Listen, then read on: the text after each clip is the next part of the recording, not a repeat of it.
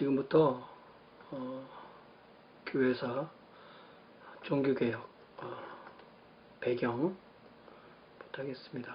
강의 노트의 서러운 부분은 여러분들 좀 읽어주시고요. 주로 잔소리 쓰는 거니까 읽어주시고, 어디부터 하느냐면은 차례는 두고 서론도 지나가고, 서론 여러분들 좀 읽어보시면 중요한데 그동안 많이 했으니까 지나가고, 배경부터 좀 해보겠습니다. 자, 종교개혁사 제2장 종교개혁의 배경에서 뭐 다뤄야 될 게 많지만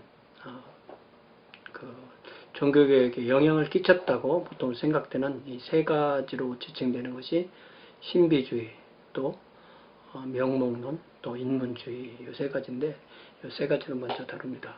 신비주의는 로마 가톨릭 교회 안에 있었던 영성 운동입니다. 그 개요를 살펴보면 중세 그리스도교에서의 신비주의란 하나님과의 합의를 통하여 하나님의 현존, 또 하나님의 사랑, 은혜 등등을 직접 체험하는 하려는 그런 신학 전통입니다. 신비주의,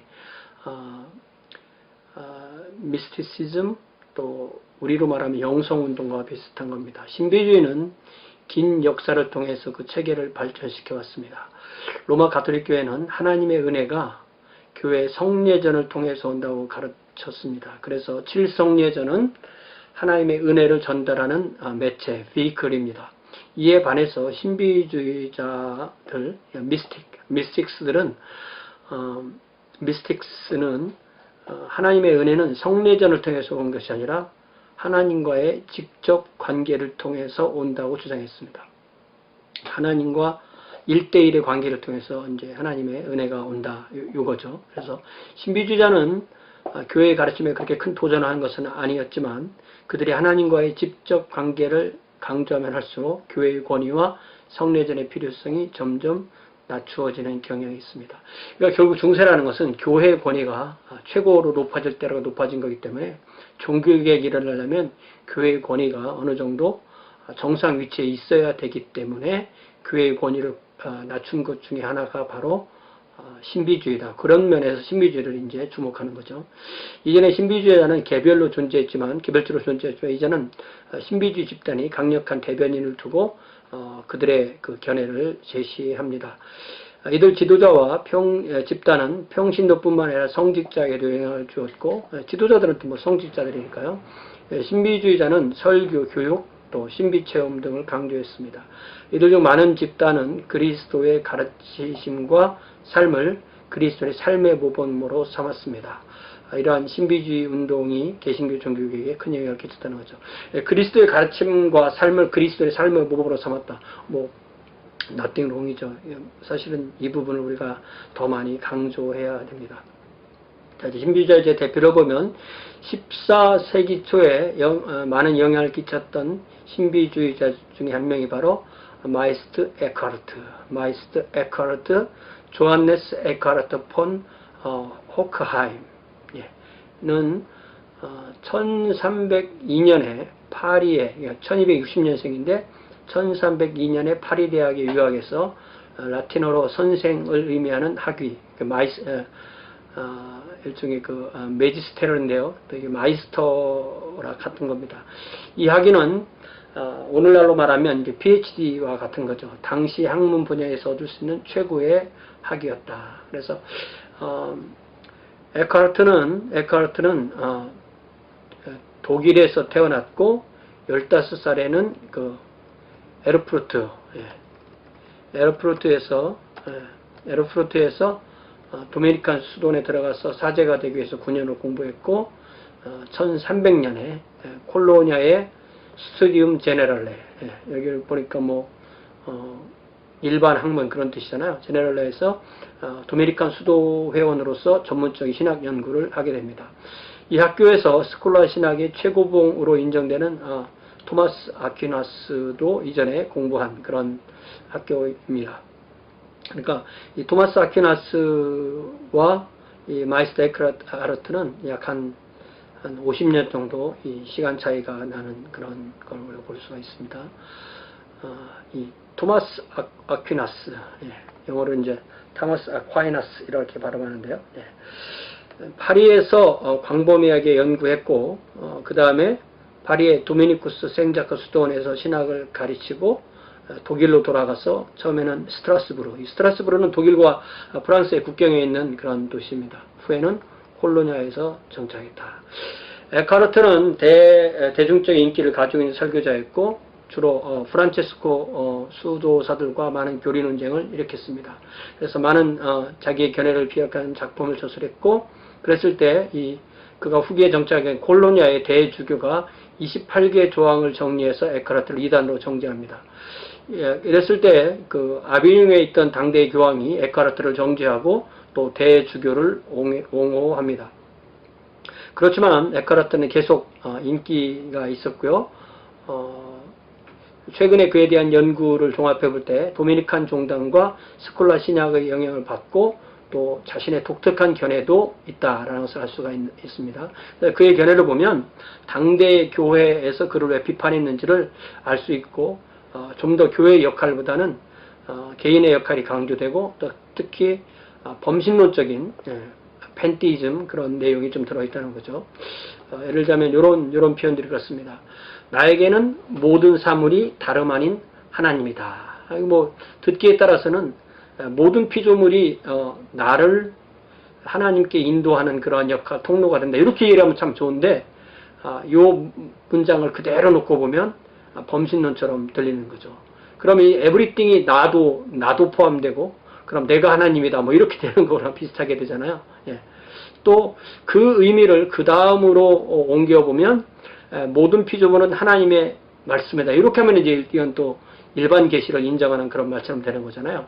Every creature is a word of God. 이렇게 말하면 좀 훨씬 더 이해가 됩니다. 자, 그 다음부터 좀 더 생활에 관한 말씀인데요. 우리는 더 많이 가질수록, 우리가 더 많이 가질수록 우리는 더 적게 소유한다. 이 한국어에서 있잖아요. 이 주격조사 은는 이가. 이거 쉽지 않은 생각보다. 우리가 더 많이 가질수록 우리는 더 적게 소유한다. 요거하고 우리는 더 많이 가질수록 우리는 더 적게 소유한다. 이렇게 말해야 될지, 우리가 더 많이 가질수록 우리가 더 적게 소유한다 할지, 또 우리는 더 많이 가질수록 우리가 더 적게 소유한다. 이게 은는 이가가 생각보다 좀 쉽지 않습니다. 자, 물건으로 가득 채워지는 것이 곧 하나님이 조금도 계시지 않는 것이다.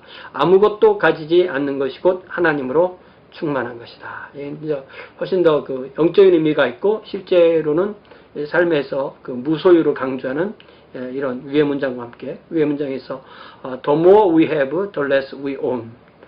To be full of things is to be empty of God. To be empty of things is to be full of God.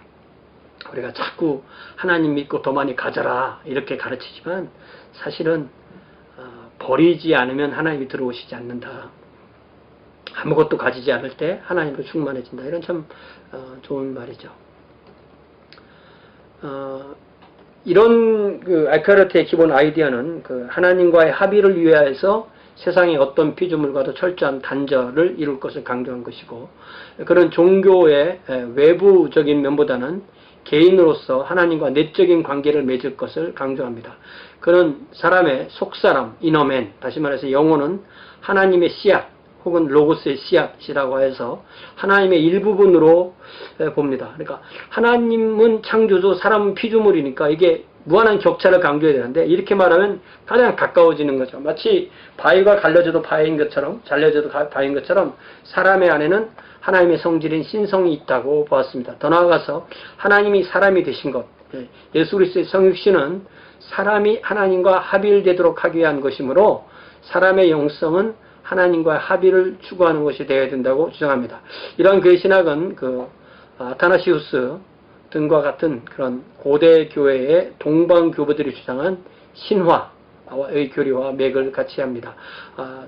보통 그 deification이라고 아타나시우스가 정리한 유명한 정리가 하나님이 사람이 되신 것은 사람이 하나님이 되게 하려고 한다. 근데 저는 아타나시우스를 존경하는 교부이지만 그런 부분은 조금 과연 성경적인 가르침이냐 이런 생각이 들죠. 우리가 생활과 새 땅에 가도 우리는 하나님이 되는 게 아니라 하나님과 함께하지만 우리는 영원히 피조물이고 하나님이 영원히 하나님인데 그렇게 보는 것이 저는 더 성경에서 맞게 가르치는 것이라고 볼 수가 있습니다. 두 번째로 유명했던 교부는 신비주의는 조한네스 타울러. 조한네스 타울러는 1300년에서 61년까지 에카르트의 이제 제자죠.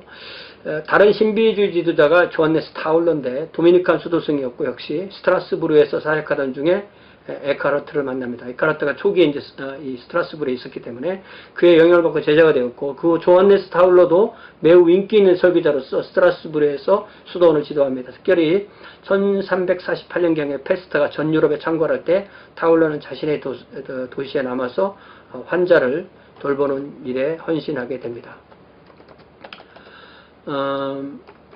타울러는 특별히 신앙의 내적인 면, 아까 마이스터 에카르트 마찬가지죠. 내적인 면, 다시 말해서 하나님과의 직접 관계, 겸손, 하나님에 대해서 복종하는 것. 그러니까 교회에 대한 강조보다 개인에 대한 강조가 있다는 거죠. 그는 일반 대중의 영적 건강에 많은 관심을 가지고 있었고 대중의 언어로 가르쳤습니다. 이게 이 설교에서 제일 어려운 게 이거 같아요. 대중의 언어로 가르칠 수 있느냐. 타울러의 설교 중에서 유명한 것이 마가복음 7장 32절 말씀을 본문으로 영적인 귀먹음에 대한 것. 그러니까 본문은 그 영적인 귀먹음에 관한 것이 아닌데 이것은 이제 영적인 것으로 이제 확장해서 이해하게 되는 거죠. 그의 설교는 특별히 이 영적 귀먹음이라는 설교는 영혼 깊은 곳에서 하나님을 바라보는 내면성을 강조합니다. 그의 설교는 후대 종교개혁자인 마르틴 루터에게 강한 영향을 미칩니다. 그러니까 이게 종교개혁의 배경이라는 게 종교개혁자들의 삶에 영향을 끼친 것을 거꾸로 가서 찾아보는 그런 경향도 많이 있습니다. 또 이제 신비주의 집단으로 두 집단이 먼저 생기는데 그 중에 첫 번째 생기는 것이 소위 하나님의 친구들, Friends of God인데 이 집단은 독일에서 발생해서 성경을 연구하고 하나님과의 개인적 교제를 하죠. 여기도 이제 하나님의 개인적 교제 이 말이 나오는 거죠. 그러니까 신비주의 집단이라는 거죠. 특별히 그 독일 신학, 이게 이제 마르틴 루터에게 큰 영향을 준 것인데 이것도 이 집단에서 나온 것이다. 그래서 이 독일 신학이라는 이 책에 보면 영적 완성을 목표로 하고 그것을 달성하는 세세한 방법을 다루는데 전형적이고 신비적인 방법으로 영적 완성을 달성하는 3단계를 가르칩니다. 자, 첫 번째 단계는 정화의 단계, 죄로부터 씻는 단계죠. 이것이 시작의 단계이고, 그러니까 이때만 해도 그 거듭남, 구원 이런 개념이 별로 없었던 거예요. 첫 번째가 바로 죄로부터 씻어지는. 그러니까 태어나면 다 구원받았다고 보니까 구원의 확신도 없이 이런부터 시작되는 거죠. 자, purification, 통회와 죄에 대한 슬픔, 완전하고 자유로운 고백, 완전한 고백. 이건 다 이제 죄를 자백하는 단계죠. 두 번째는 조명의 단계, illumination. 이것도 이제 성장하는 단계. 죄를 이겨내고 성령님의 도우심으로 승리하는 거죠. 죄를 거부하고 덕과 선행을 실천하고 역경과 환난에 대해서 자원하여서 감당하는 그런 인내를 말할 때 조명의 단계, 성장 단계. 이제 연합의 단계, 유니온. 이 연합이라는 말 자체도 이제 신비주의 성격이 강한 단어잖아요. 완전으로 도약하는 단계. 마음이 순수하고 단일하고 경건한 사랑을 행하고 모든 것에 창조주신 하나님께 대한 묵상을 통해서 하나님과 합의를 추구했다. 이런 것이 이제 독일 신학의 핵심이었고 루터가 젊은 시절에 이런 것을 한번 함으로써 자기 영혼의 평안을 얻으려고 했다. 그런 거죠. 자, 두 번째 단체는 신비주의 집단 단체는 공동생활 형제단, The Brethren of the Common Life, 아주 유명한 단체입니다. 14세기에 네덜란드에서 시작돼서 공부를 강조하고 여러 학교를 세웁니다. 인문주의자 왕자로 불리는 에라스무스도 이 학교 중 하나에서 공부했고 많은 영향을 받습니다. 역시 마르틴 루터도 이 학교 중 하나에서 1397년에 1년 공부한. 그러니까 공동생활 형제단 자체도 중요하지만 이 에라스무스나 또 마르틴 루터 여기에 영향을 받았다. 그런 계획을 또 거꾸로 연구하는 그런 성격도 있다는 거죠. 그 유명한 신비주의 저서 그리스도를 본받아 The Imitation of Christ라는 이 토마스 아 캠피스의 이 작품이 이 토마스 아 캠피스가 공동상을 형제단원의 한 지도자였기 때문에 또 서로 이렇게 같이 연결되는 것입니다. 토마스 아 캠피스는 이 저서에서 신자가 그리스도를 본받고 또 하나님과 일치를 당을성해야 되는 점을 가르칩니다. 자, 제가 이제 이 그리스도를 본받아에서 한 기절을 인용해서 같이 읽어보자고 끌어왔습니다. 사람들이 어떤 실수와 나약함을 보인다 해도 그들을 인내하려고 노력하십시오. 그대 또한 남들이 참아주어야 할 잘못이 많은 사람이기 때문입니다. 만일 그대 자신을 그대가 원하는 사람으로 만들 수 없다면 어떻게 다른 사람이 그대가 원하는 모습이 되기를 바랄 수 있겠습니까? 우리는 다른 사람들의 완전함을 기대하지만 정작 우리 자신의 잘못을 바로잡지는 않습니다. 분명한 것은 우리가 자신에게 적용하는 기준을 이웃에게 적용하는 경우가 거의 없다는 것입니다. 1장 16절에서 나는 것입니다. 자, try to be patient in bearing with the failings and weakness of other people, whatever they may be. You too have many faults which others have to endure. If you cannot make yourself the kind of person that you wish, how can you expect to have someone else to you liking? You want perfection in other people, and yet you do not put right out your own failings. It is clear how rarely we apply to our neighbors the same standards as to ourselves. 이게 이제 우리가 예수님께서 바리새인들을 공박하실 때도 그런 것이 참 많았던 건데요. 결국 사람이 요걸 가지고 사람을 구분하면은 네 종류의 사람을 만들어낼 수가 있겠죠. 첫 번째는 자신에게도 철저하고 남에게도 철저한 사람. 요거 좀 무서운 사람입니다. 자신에게는 헐렁하고 남에게는 쥐잡듯이 하는 사람. 위선자죠. 자신에게도 헐렁하고 남에게도 헐렁한 사람. 이건 참 별 도움이 안 되는 사람입니다. 그런데 자신에게는 철저하고 남에게는 좀 여유롭게 대할 수 있는 사람. 이게 맞는 거죠. 오늘 그 고린도전서 11장 그 성만찬에 관한 뒷부분의 말씀을 주일에 나누었는데 이 성만찬에 관한 말씀을 하면서 고린도 교회에서 사도 바울이 여러분 자신을 스스로 판단하는 것이 바로 주님께 판단을 받는 것입니다. 그러면 세상과 함께 판단을 받지 않습니다. 이런 표현이 나죠.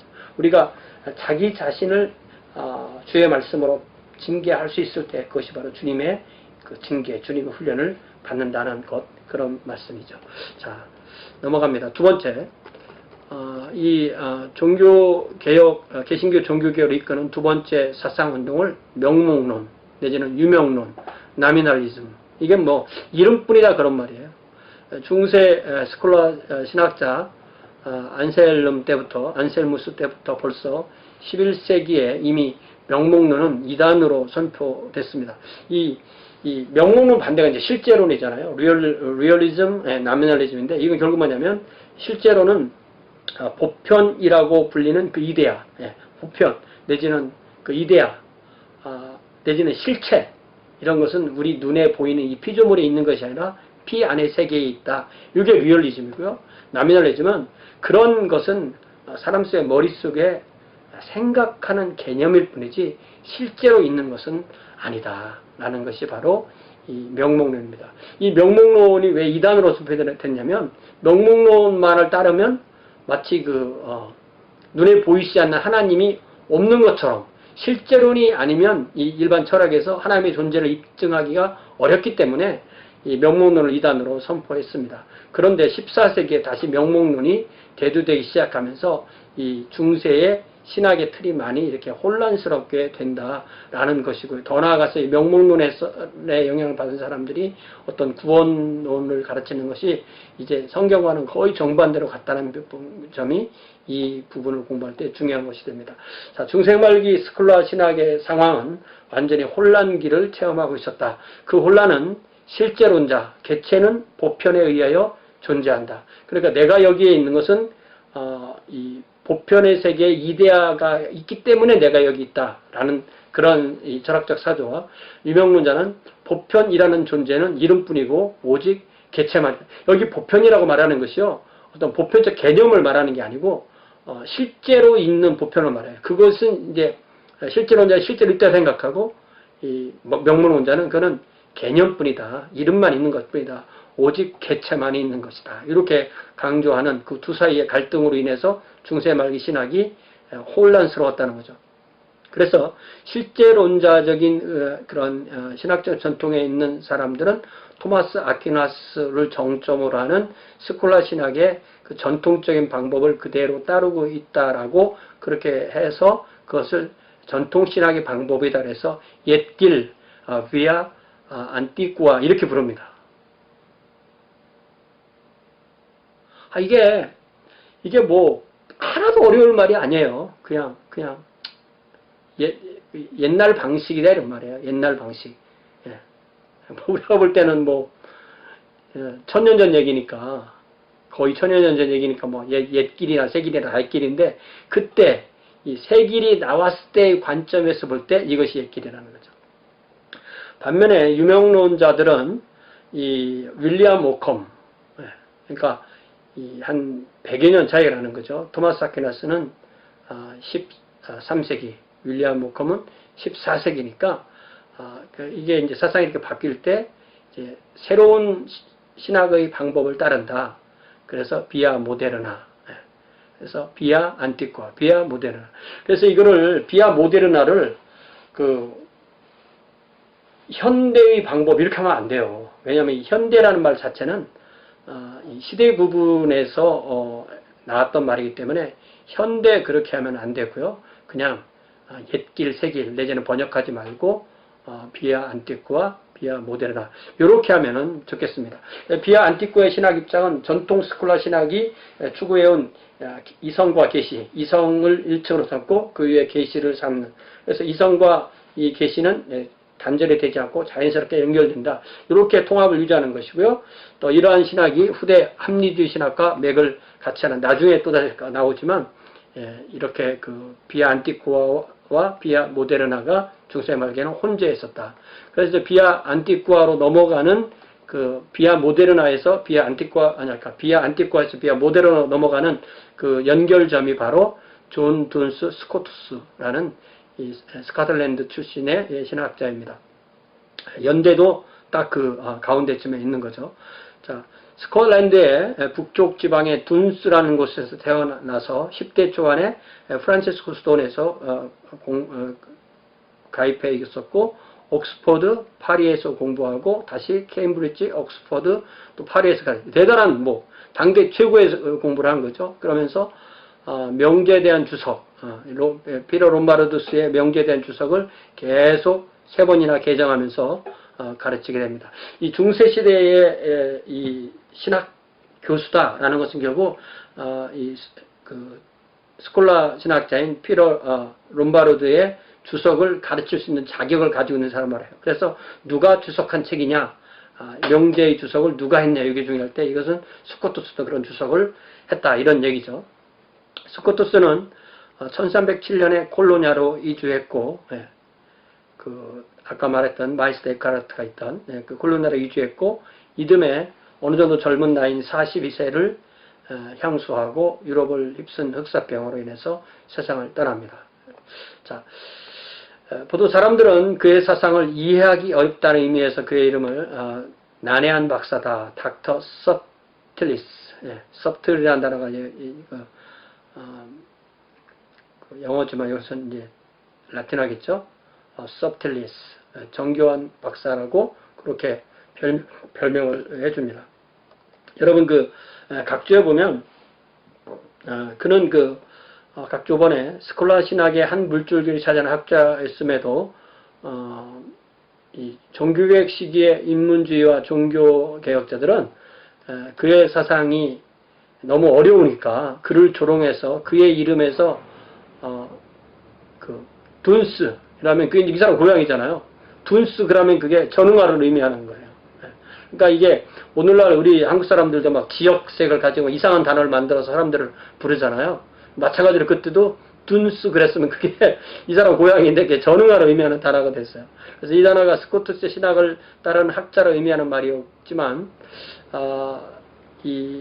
그들이 특별히 새로운 학문인 그 인문주의 등의 새로운 내용을 받아들일 거부하자 그들의 적대자는 이 단어를 곧 배우기를 거부하는 사람으로 의미해서 지금 이제 학교에서 둔스 그러면 아주 머리가 안 돌아가는 사람, 우리 말하고 비슷하죠. 둔이라는 자가 들어가서 그래서 좀 의미가 쉽게 옵니다. 스코투스는 비아 안티쿠아에서 비아 모데르나로 전환하는 전환기 신학자였다. 자, 이런 거를 우리가 공부를 하다 보면 이런 걸 우리가 왜 공부해야 되나 이런 생각이 드는데요. 이게 왜 이런 쓸데없는 얘기들을 하고 있나 이런 생각이 드는데 이 중세의 말기에 사람들이 관심 가졌던 것이 참 쓸데없는 거였다. 한 사람이 예수님 믿고 구원받고 주님의 자녀로 사는 것하고는 너무 사실은 상관없는 것들을 신학을 했다라는 것을 본다는 면에서도 어느 정도 좀 이 지겨운 시간을 좀 우리가 견뎌내야 되겠습니다. 스코투스는 아리스토와 관련된 지식론의 대가다. 우리는 지금 뭐 소크라테스, 플라톤, 아리스토텔레스 이렇게 말하면 이게 뭐 별게 아닌 것 같은데요. 사실은 서양 신학이라는 것은 이 서양의 철학적 전통은 이 플라톤과 아리스토텔레스의 변주곡 같아요. 플라톤은 하늘을 바라보고 아리스토텔레스는 땅을 바라보는 거죠. 플라톤은 순수한 이념으로 지식을 추구하고 아리스토텔레스는 순수하게 어떤 경험을 통해서 지식을 추구하죠. 자, 보다 초기의 중세에는 지식에 대한 상이한 이론이 지배하고 있었는데 그것은 히포의 아우구스티누스에게로 거슬러 올라가는 것이었고 아우구스티누스는 조명 이론이라는 것을 통해서 지식이란 하나님이 인간의 지성을 조명함으로써 발생하는 것이다. 이렇게 이해합니다. 그러니까 하나님의 지식과 인간의 지식이 맞을 때 사람이 지식이 발전한다. 그래서 이러한 견해가 켄트의 헨리 같은 저술가들에 의해서 대표된 것이고 스코투스는 이런 것을 좀 신랄하게 비판하는 입장에 있었습니다. 그러니까 스코투스는 네가 뭘 안다고 해서 그것을 하나님이 똑같이 한다든지 네가 무엇을 의지를 가지고 있다 해서 하나님이 똑같이 그게 아니라는 거죠. 스코투스는 이 객관적인 그러니까 지성과 의지가 있으면 그동안은 이 중세 신학은 지성 위주였다고요. 지금은 이 스코투스에 가서 하나님의 그 주권적 의지에 좀 더 무게중심이 실리는 그런 신학을 했어요. 그래서 그의 설을 주의주의라고 불러요. 주의주의. 이 참 주의주의. 이게 무슨 말이냐면은 볼룬테리즘이라는 이 단어는 하나님의 의지, 하나님의 의지가 디바인 윌이 하나님의 지성보다 더 우선하다. 그러니까 하나님의 지성이 우선하면 우리가 뭔가 진리를 발견하면 그것이 하나님의 진리가 딱 맞으니까 하나님이 진리고 우리가 가진 진리가 이게 맞으니까 이것도 진리고 이것도 이렇게 서로 입증되는 것 같은데 하나님의 의지를 강조하게 되면 이것이 전혀 서로 맞지 않는다는 거죠. 이게 지금 도대체 무슨 말하는 건지 모르겠지만 좀 더 들어보세요. 아퀴나스는 하나님의 지성이 우위에 선다고 주장합니다. 스코투스는 하나님의 의지의 우선권에 대한 가정을 기초로 해서 신학의 새로운 방법을 도입합니다. 그러니까 예를 들자면 공로의 개념, 다시 말해서 하나님의 보상을 받기에 적합한 것으로 인정되는 인간의 도덕 행동에 대해서 예를 한번 들어봅시다. 자, 이게 자, 여기 각주 8번에 보면 공로, 소위 공로가 뭐냐, 메리트, 행위의 결과가 공로죠. 근데 이 로마 가톨릭은 공로의 개념이 있는데 개신교에서 이러한 가르침이 자리를 잡을 수가 없습니다. 사실은. 그래서 한 개인이 하나님께로부터 구원을 받는 것은 완전히 삼위일체 하나님의 주권에 속하는 것이기 때문에 개신교에서는 뭐 공로 이런 말을 잘 안 쓰죠. 이러한 문제를 인간의 공로로부터 출발해서 하나님의 구원을 베풀지 않으면 안 되는 것으로 가르치는 것이 로마 가톨릭 교회의 교리였기 때문에 우리는 이런 공로의 개념 이런 것에 대해서 이해하는 것 자체가 좀 어렵습니다. 그래서 루터는 이런 그 속에서 살다가 예수 그리스도를 만났기 때문에 우리가 루터를 이해하려면 여기부터 이해를 해야 된다. 이런 것이 중요해서 이런 문제를 합니다. 자, 다시 한번 돌아가 봐요. 자, 하나님의 보상을 받기에 적합한 것으로 인정되는 인간의 도덕 행동. 하나님이 그래 됐다 라고 하는 그 결정의 기초는 무엇이냐. 아퀴나스는 하나님의 지성이 인간의 도덕 행동에 가지는 내재하는 가치를 인정한다고 주장했습니다. 그러니까 하나님이 하나님이 그 지성이 있기 때문에 그 지성과 인간의 도덕 행동이 딱 맞다.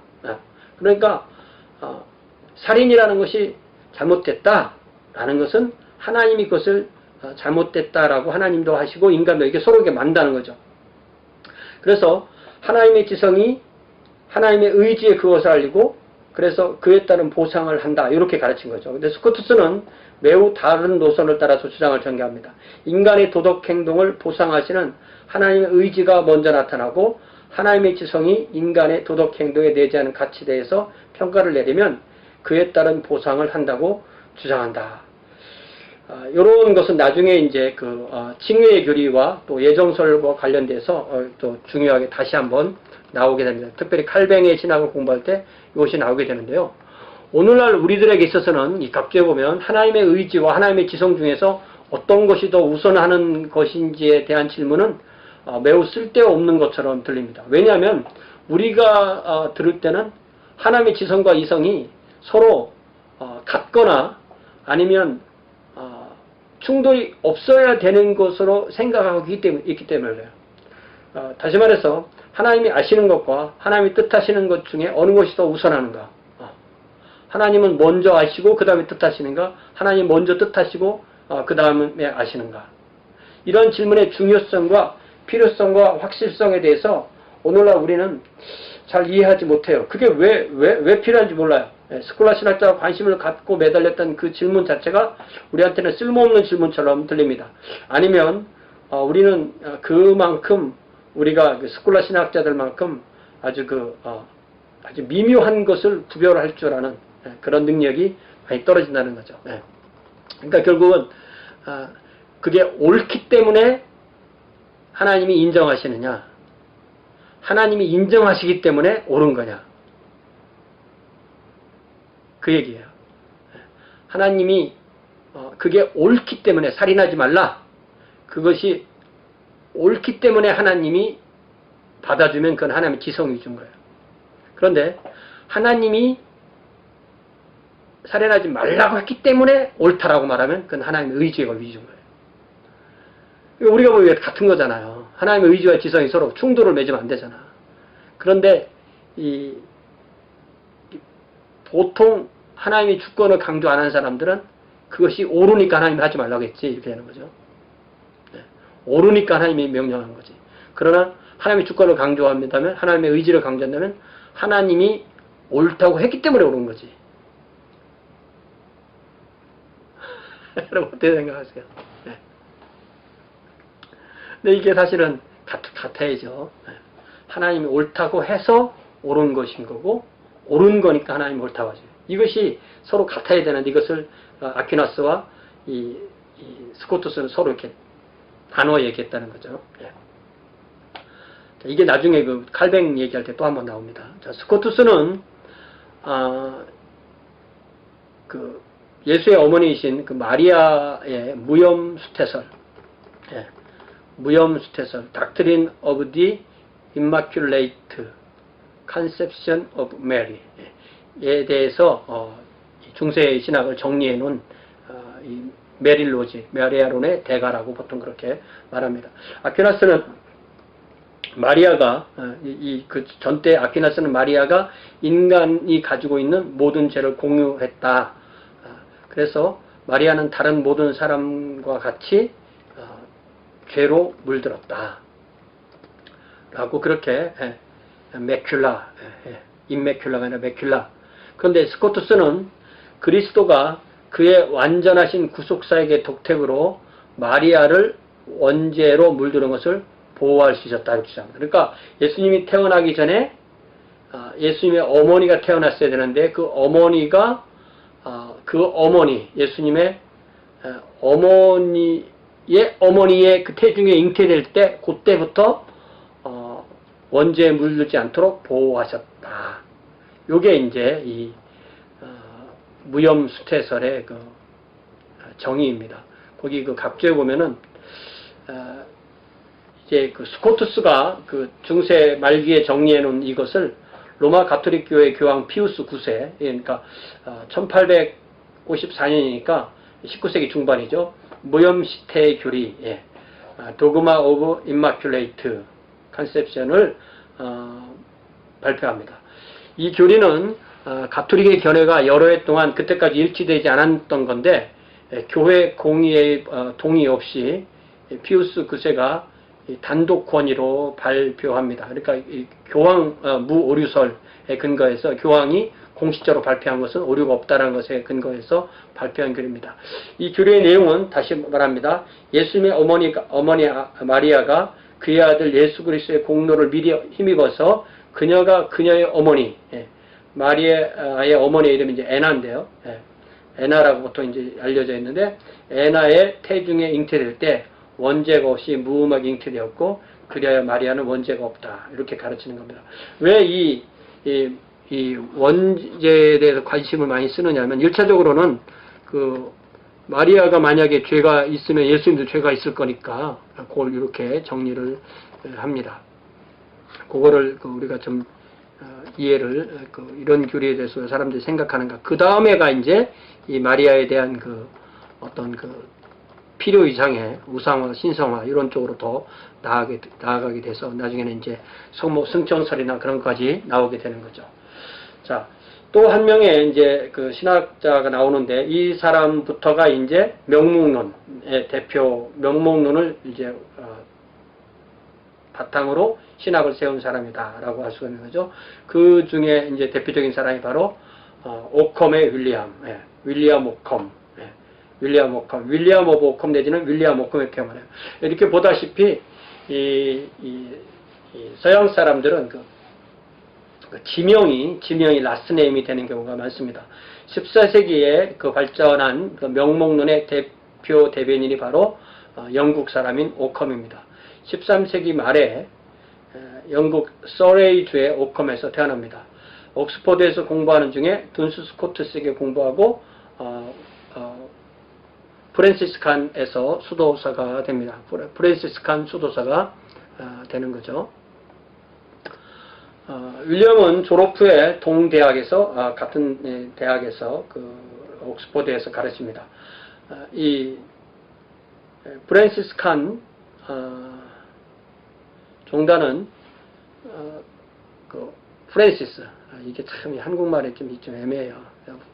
F인데 P으로 써야 되니까, 프랜시스의 사망 직후에 내부의 분열 위기를 맞았는데, 윌리엄은 프랜시스의 가르침을 따라서 좀 더 엄격하게 살고자 하는 엄격파 쪽에 속하는 사람이었다. 옥스퍼드에서 가르칠 때 그가 가진 신학 사상을, 신학 입장을 이단으로 의심하는 사람들이 있었고, 그래서 그는 아비뇽의 교황청에 가서 재판을 받게 됩니다. 그래서 이단 혐의에 대해서 자기가 말을 해야 되는데, 이곳에서 그는 자신과 입장이 같은 프랜시스칸 수도사를 만납니다.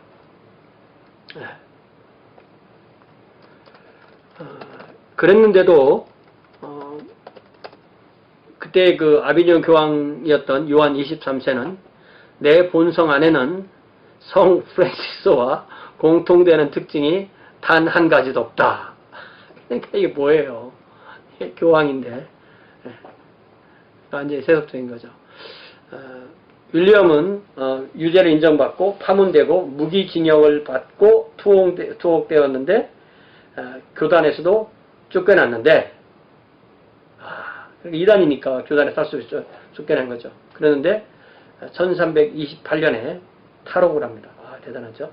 탈옥해서 교황과 대립관계에 있던 신성 로마 제국의 황제인 바바리아의 루트비에게로 피신합니다. 바바리아는 독일 남동부, 현재 독일의 프라이스타트 바이에른 주에 있던 것이고, 루트비에게 가서 피신합니다. 그래서 윌리엄은 황제가 궁전을 뮤니치, 뮤니치로 옮길 때 따라가고 죽을 때까지 황제의 보호 아래 있게 됩니다. 그래서 이 루트비 황제는 윌리엄을 칼로 보호했고 윌리엄은 황제를 펜으로 보호했다.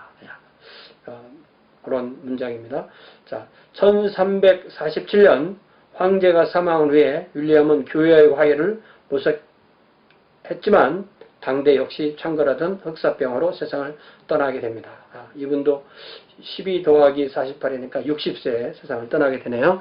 윌리엄 오컴은 14세기와 15세기에 유럽에서 가장 영향력 있는 신학자였고, 그는 소위 우리가 많이 듣고 있는 그 오컴의 면도날, 이게 이제 절약의 법칙인데, 이게 이제 무슨 경제의 법칙이라기보다는 어떤 그 논리 내지는 그 문장을 쓸 때의 법칙입니다. 이 법칙은 가장 단순한 설명이 최상의 설명이다. 약간으로 충분한데 가사를 자꾸 늘려서 쓸데없는 그런 설명을 하려고 하지 말아라. 단순성의 법칙.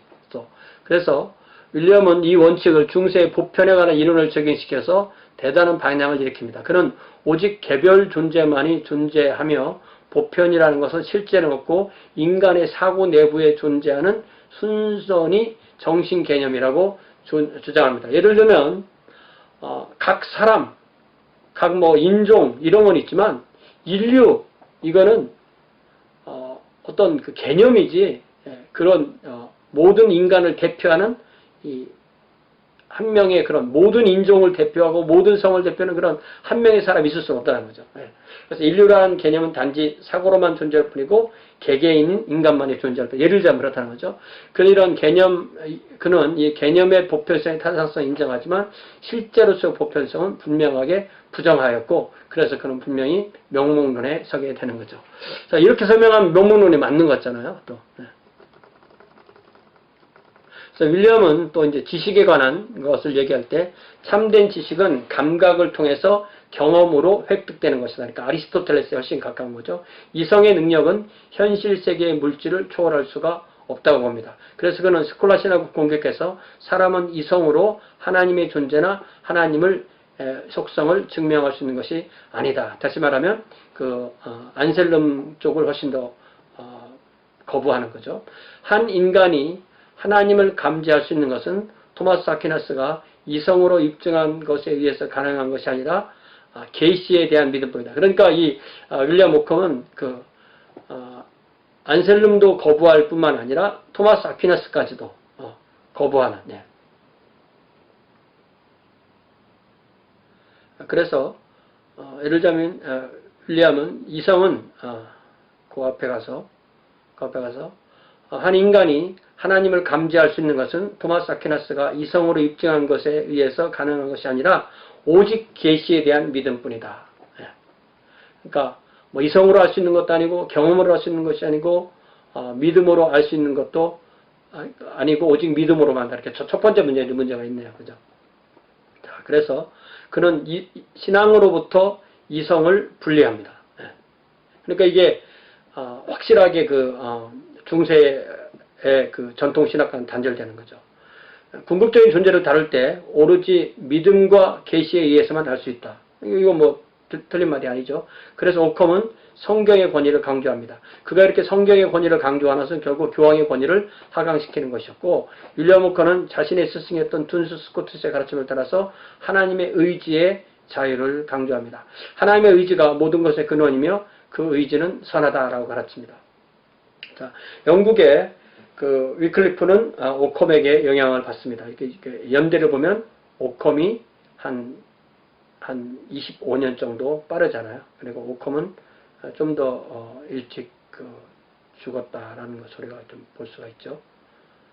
일찍 죽은 게 아니라 위클리프도 살기는 60년 똑같이 살았네, 그죠? 오컴이 연대가 왜 이렇게 나왔죠? 1300에서 49. 아까는 그렇게 하면. 오마이. 이 연대가 서로 안 맞네요. 자, 이거는 제가 다시 정리해서 알려드릴게요.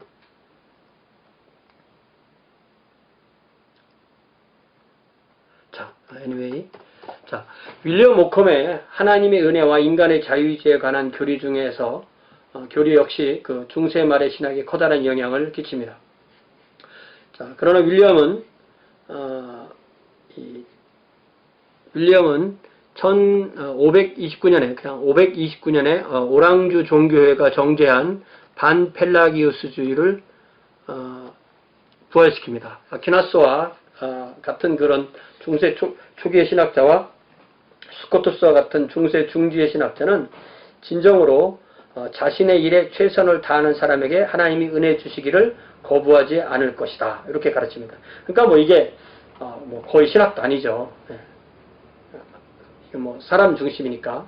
그리고 하나님의 은혜로 최선을 다하는 사람이 곧 그리스도인이다. 이렇게 얘기를 했는데 윌리엄은 아퀴나스와 스코투스의 가르침을 아직 하나님의 은혜를 입지 못한 사람, 즉 불신자나 하나님의 은혜를 잃은 사람에게 적용해서 그들이 다른 이들의 도움이 없이 스스로 최선을 다할 때 은혜의 선물을 받을 수 있다. 이렇게 주장했대. 이게 도대체 뭐예요? 이게 뭐 거의 그냥 죽어있는 사람에게 네가 살면 우리가 은혜를 줄 때 하나님의 은혜를 주겠다 이런 말과 비슷한 거잖아요. 그러니까 완전히 무게중심이 사람에게 다 가 있는 겁니다. 그의 그런 사상은 토마스 브래드 워딘 같은 이 아우구스티누스 계열에 속한 사람에게는 강력한 반박을 받지만 가브리엘 비엘이 이의 사상을 더 확장시켜서 중세 말기에 명목론적 신학, 그러니까 완전히 인간 중심의 신학이 발전되게 됩니다. 그래서 이러한 사상이 마르틴 루터 같은 종교개혁자의 초기 신학의 바탕을 이루게 되고 종교개혁자는 이러한 중세 말기의 스콜라 신학의 은혜에 대한 가르침을 거부함으로써 종교개혁을 이루는 겁니다. 그러니까 이 명확하게 말하면 이 마르틴 루터는 이 명목론의 이 구원론에서 아우구스티누스의 구원론으로 변화된 것이 그에게 커다란 그 우주가 개벽되는 것 같은 그런 체험을 하게 된 거예요. 그래서 사실은 이런 신학이 잘못된 신학이지만 그런 잘못된 신학, 다시 말하면 인간의 그 능력으로 구원을 이루려는 그런 율법적인 것이 있을 때 그것이 아니라는 것을 깨닫고 예수님의 복음을 받아들이게 되는 거죠. 이런 면에서 우리가 구약성경을 잘 배워서 하나님의 표준을 먼저 배우는 것이 굉장히 중요합니다. 자, 지금 도대체 뭐 하는지 모르겠죠. 그냥 이런 게 있구나 이 정도까지만 이해를 하시기 바랍니다.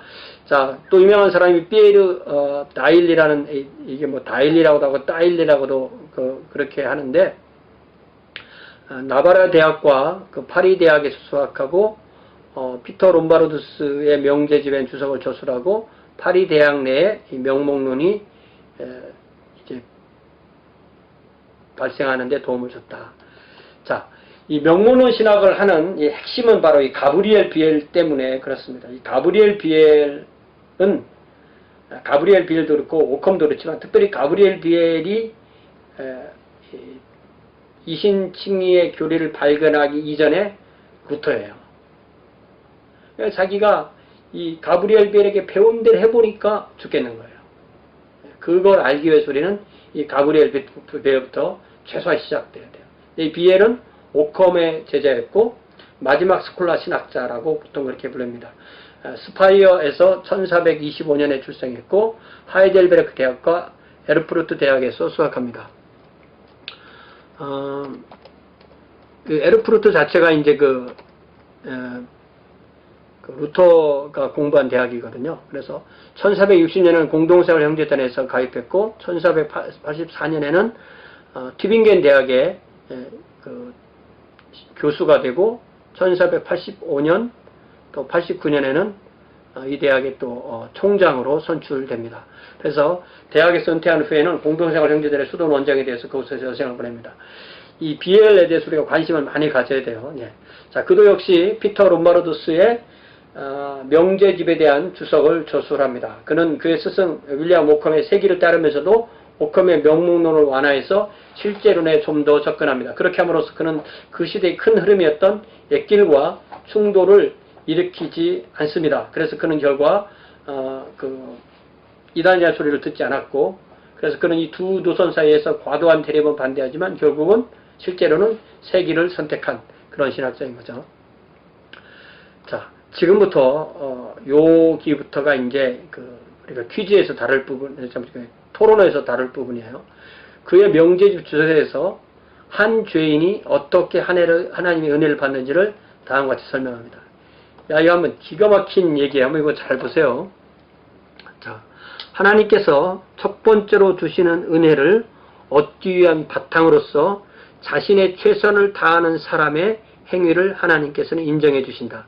이것은 하나님의 공의로운 의무 때문이 아니라 그의 관대함 때문이다. 하나님 어쩔 수 없이 해주는 것이 아니라 그가 사랑이 많기 때문에 해주는 거죠. 하나님이 쫓겨서 하는 게 아니라 하나님이 의지적으로 그래 하고 해준다는 거죠. 이제 그 영혼이 스스로 장애물을 제거할 때 그 영혼은 스스로 최선을 다한다. 어떻게 이것이 되냐는 얘기를 안 하는 거죠. 그러므로 하나님은 장애물을 제거하려고 애쓰고 하나님을 향해 선한 일을 행하는 이들을 당신의 자유 안에서 인정하시고 그 영혼에게 은혜를 베풀어 넣으신다. God accepts the act of a person who does his very best as a base for bestowing the first grace.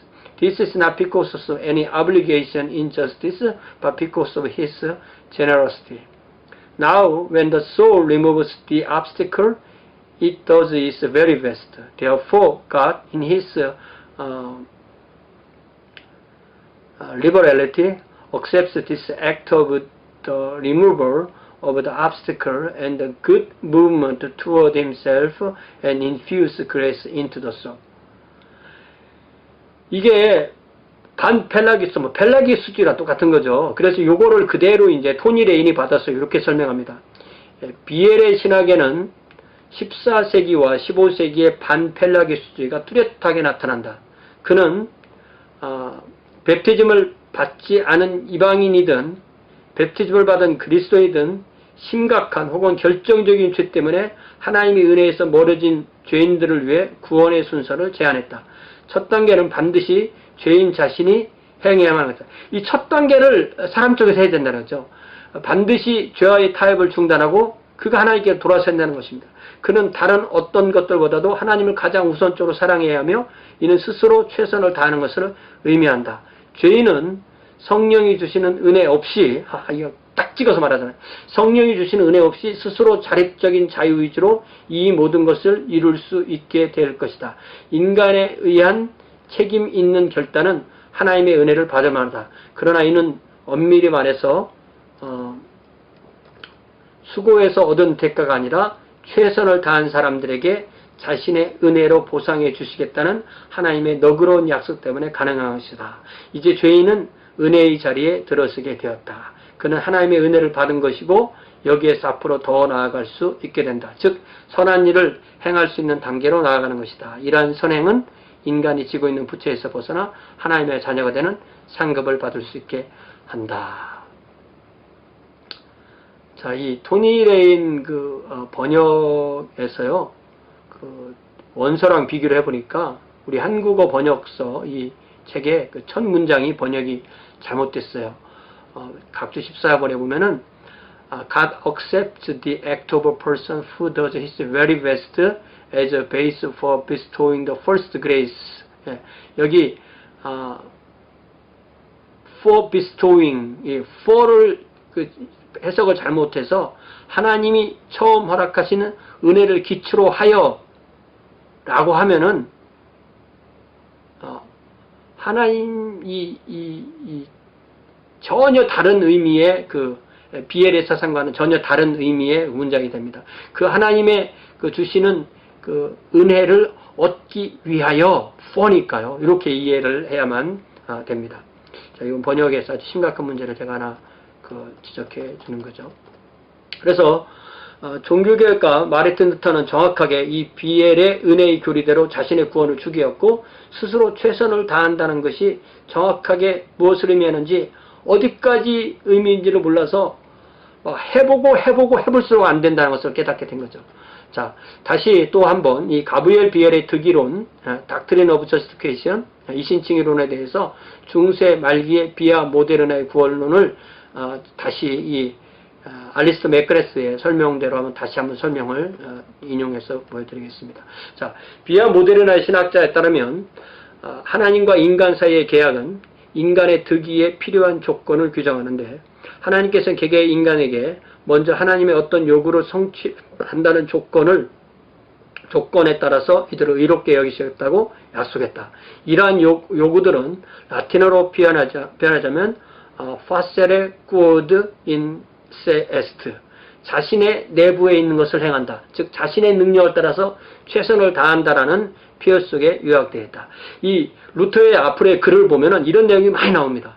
자신의 있는 것을 가지고 최선을 다하면 죽을 것밖에 없다.